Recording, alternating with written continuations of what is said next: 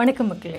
நம்முடைய தமிழர்கள் பழங்குடி மக்கள் ஆதி காலத்தில் நம்ம ஒரு தெய்வத்தை வணங்கணும். அதாவது ஆதி முதல் தெய்வம் யாரை வணங்கணும் அப்படின்னு சொல்லி நம்ம கேள்வி கேட்டால் எல்லாருமே ரொம்ப சட்டுன்னு பதில் சொல்லிடுவோம். கொற்றவையை தானே நம்ம கையெடுத்து வணங்கணும், நம்முடைய முதல் தெய்வம் கொற்றவை தானே அப்படின்னு சொல்லி ரொம்ப எளிமையாக பதில் சொல்லிடுவோம்.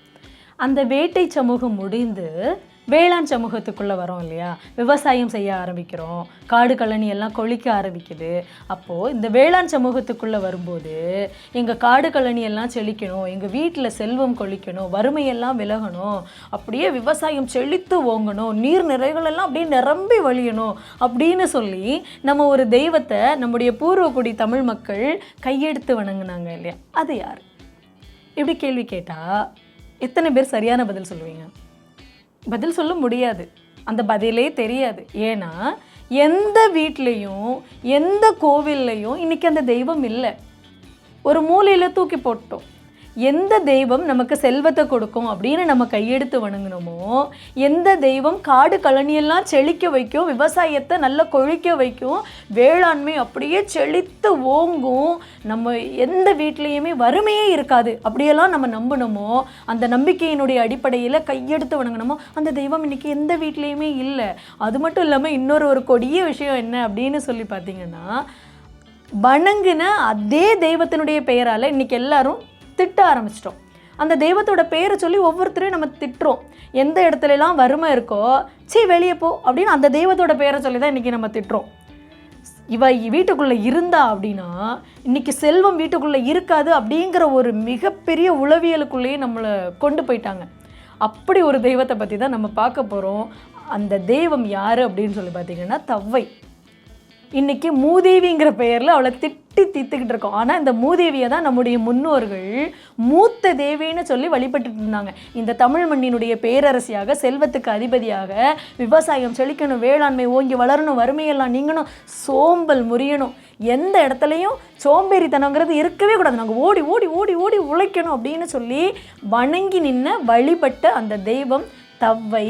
எப்படி அந்த மூத்த தேவி எப்படி மூதேவி ஆக்கப்பட்டாள் அப்படிங்கிற செய்தியை தான் இன்றைக்கி நம்ம முப்பாட்டன் டைரியில் பார்க்க போகிறோம்.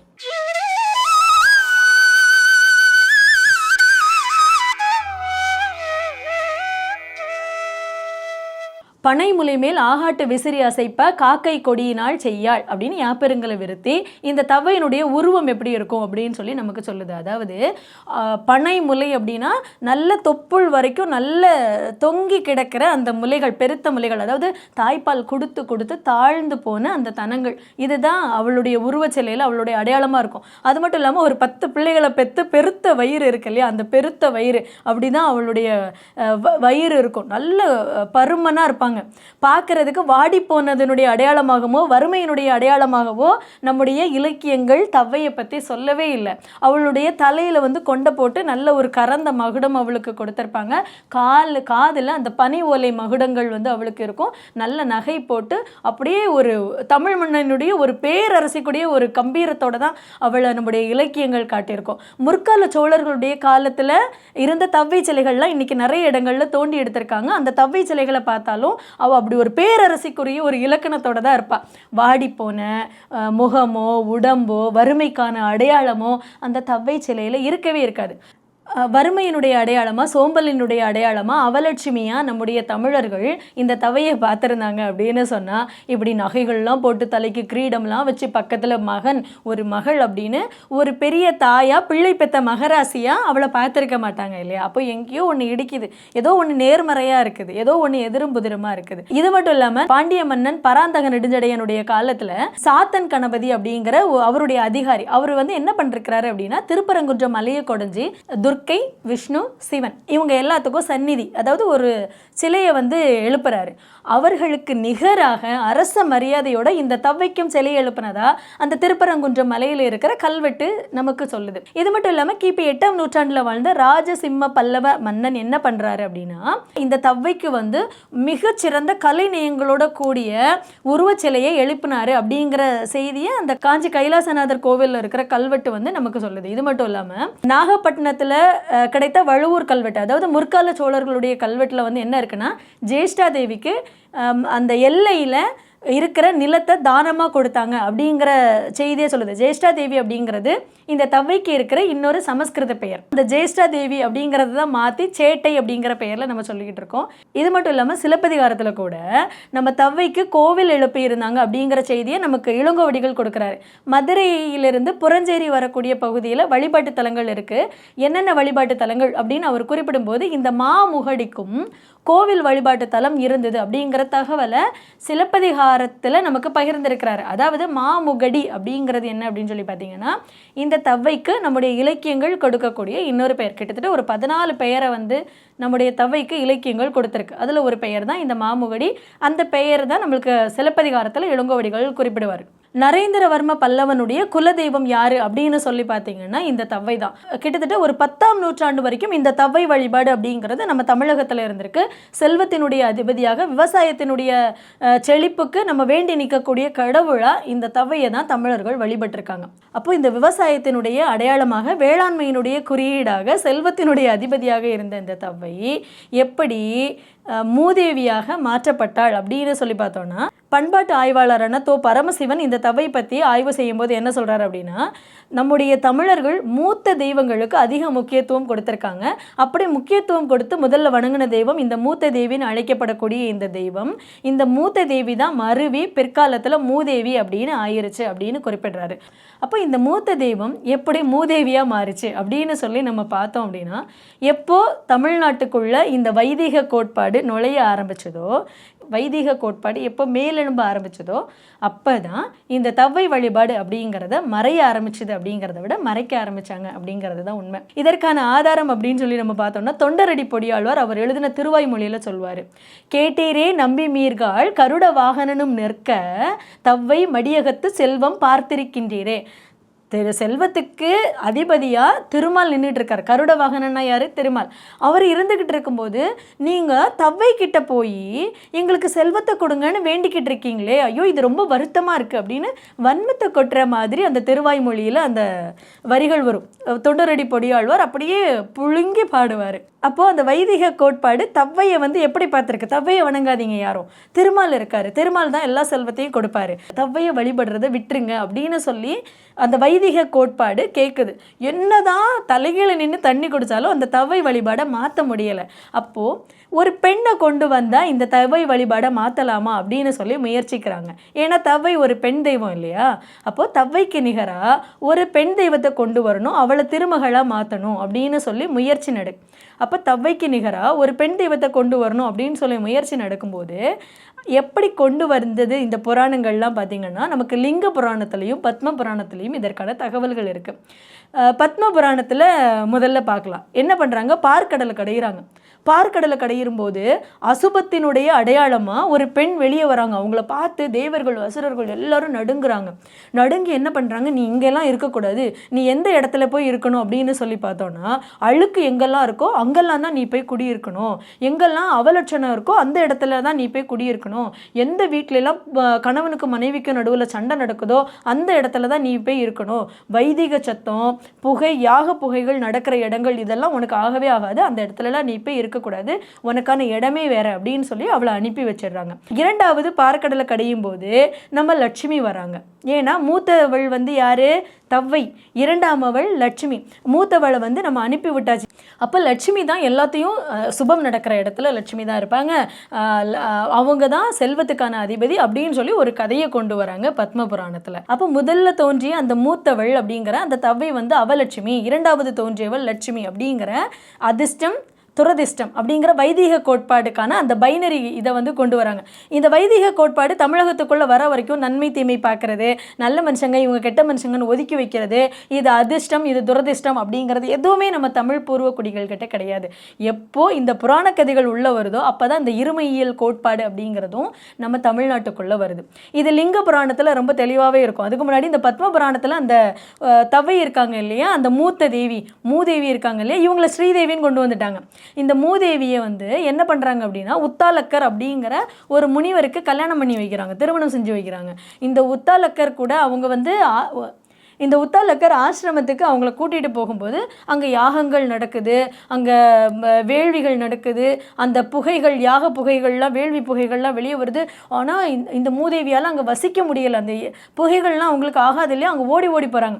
நல்லா கவனிச்சுக்கோங்க, இது இந்த சித்தாந்தம் என்ன அப்படின்னு சொல்லி பார்த்தா, நம்ம பூர்வக்குடி தமிழர்கள் வேள்வியை எதிர்த்தாங்க. வேள்விகள் அப்படிங்கிறது நம்ம பூர்வக்குடி தமிழர்களுக்கு ஆகாது.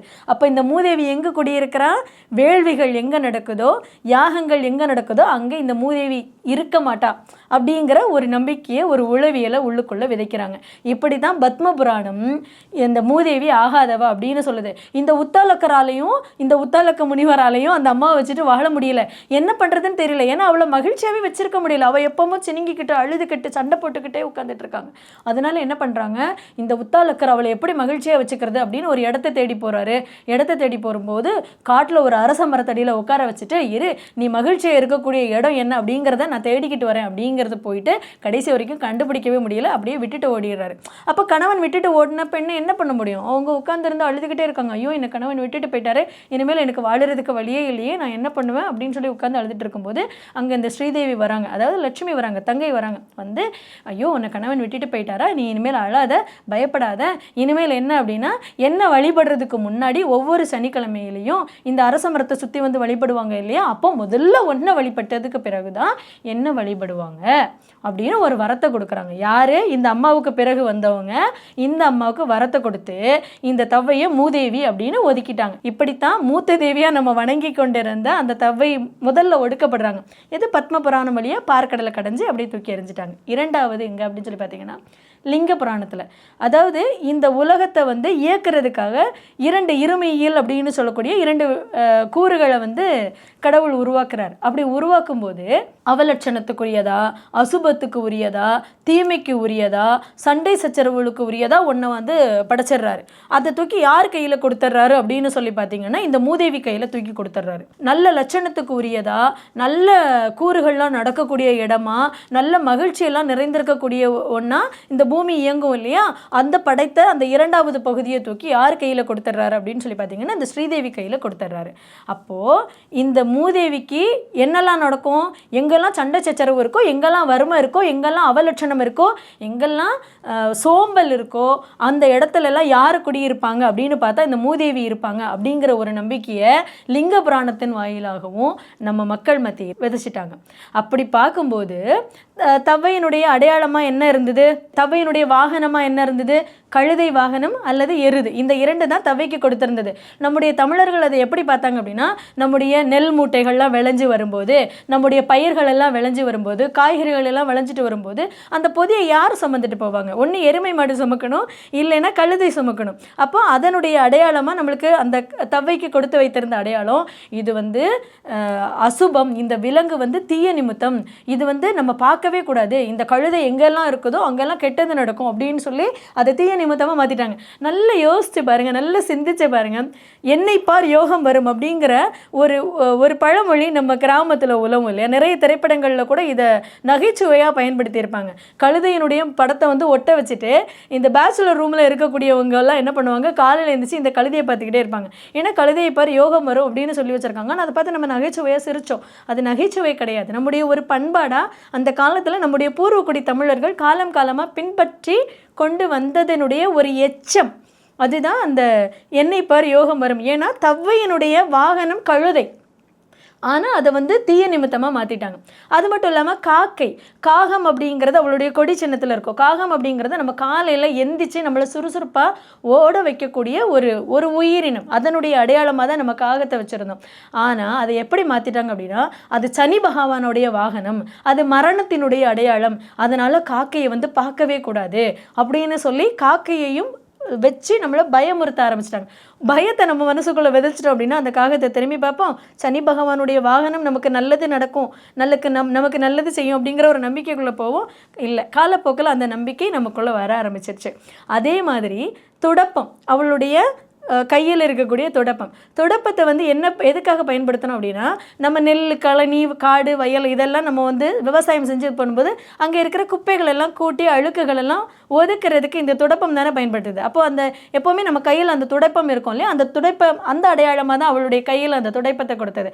ஆனால் இது வீட்டில் உள்ள குப்பையெல்லாம் தூத்து துரத்தும், அழுக்கெல்லாம் வெளியே தள்ளும். அதனால் இதுவும் அமங்கலத்தினுடைய அடையாளம் அப்படின்னு அந்த துடைப்பத்தை பற்றின நம்பிக்கையையும் அவங்க மனசுக்குள்ளே விதைச்சி, இப்படித்தான் நம்முடைய பண்பாட்டு சிதைவு, அதாவது நம்முடைய மூத்த தெய்வத்துக்கான பண்பு நலன்கள் எல்லாத்தையும் தீய நிமித்தங்களாக நம்முடைய மனசுக்குள்ளே கொண்டு வந்தாங்க.